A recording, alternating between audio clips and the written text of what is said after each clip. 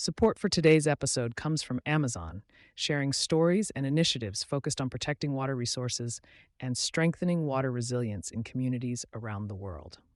FY2027 energy bill boosts nuclear, cuts clean energy by 40%. House FY 2027 Energy and Water Appropriations Bill advances at $58.5 billion.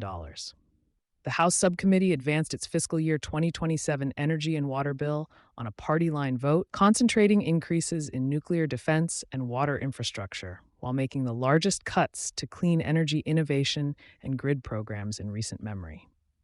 The House Subcommittee on Energy and Water Development and related agencies approved its fiscal year 2027 FY2027 appropriations bill on May 15, 2026, forwarding a $58.5 billion package to the full Appropriations Committee. The total represents a $461 million increase for fiscal year 2026, FY 2026.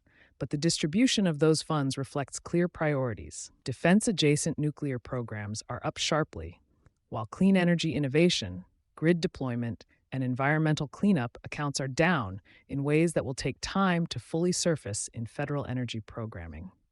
Nuclear defense and water infrastructure receive the bill's largest increases. The single largest allocation in the bill goes to the National Nuclear Security Administration, NNSA, which receives $27.1 billion, a $1.7 billion increase over FY 2026. That funding is directed at nuclear weapons stockpile modernization and the U.S. Navy's nuclear fleet. The Department of Energy's DOE Office of Science receives $8.5 billion, which includes support for high-performance computing and AI research under the White House's Genesis Mission Initiative. The Army Corps of Engineers, USCE, is funded at $9.8 billion, covering harbor maintenance and ongoing inland navigation construction. Bureau of Reclamation, BOR, funding rises to $1.8 billion, up more than $200 million from the prior year, with a stated focus on water supply, drought resilience, and rural infrastructure. Nuclear energy-based programs receive $1.8 billion, with additional funding earmarked to accelerate advanced reactor deployment. Clean energy innovation, grid programs, and cleanup face significant reductions. The bill's non-defense side is where the numbers shift. The Critical Minerals and Energy Innovation Account, formerly known as the Energy Efficiency and Renewable Energy Program, is cut by $1.3 billion, a 40% reduction from FY 2026 levels. The Advanced Research Projects Agency Energy, ARPA-E, loses $50 million, or 14% of its funding. Electricity and grid deployment programs are reduced by $25 million. Nuclear nonproliferation programs within the NNSA are cut by approximately $252 million, a 12% reduction. The DOE Office of Environmental Management loses roughly $863 million, or 10%, slowing active cleanup work at contaminated nuclear sites in Washington, South Carolina, Idaho, and Tennessee.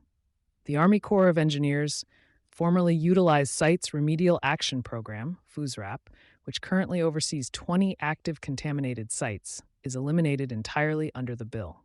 Democratic subcommittee members voted against the measure, citing energy cost impacts for families, reduced global competitiveness in clean energy, and the national security implications of cutting non-proliferation programs. The bill now advances to the full committee markup process. What the funding shifts mean for energy programs and grid investment. The combined effect of the cuts on the non-defense side is significant.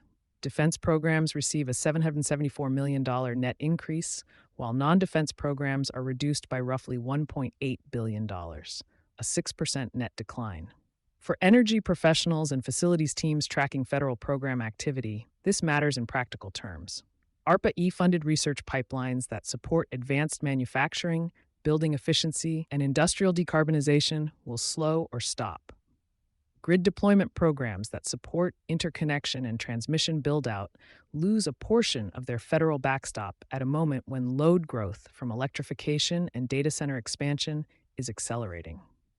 The ERE account reduction, at 40%, is the largest single programmatic cut in the bill and directly affects the federal programs that have supported on-site energy projects, efficiency incentives, and distributed resource development over the past several years. Cleanup program reductions add a separate exposure layer. Sites in Washington State, South Carolina, Idaho, and Tennessee that have active remediation underway will face extended timelines and potential cost shifts to state-level or private landowner accounts as federal funding contracts.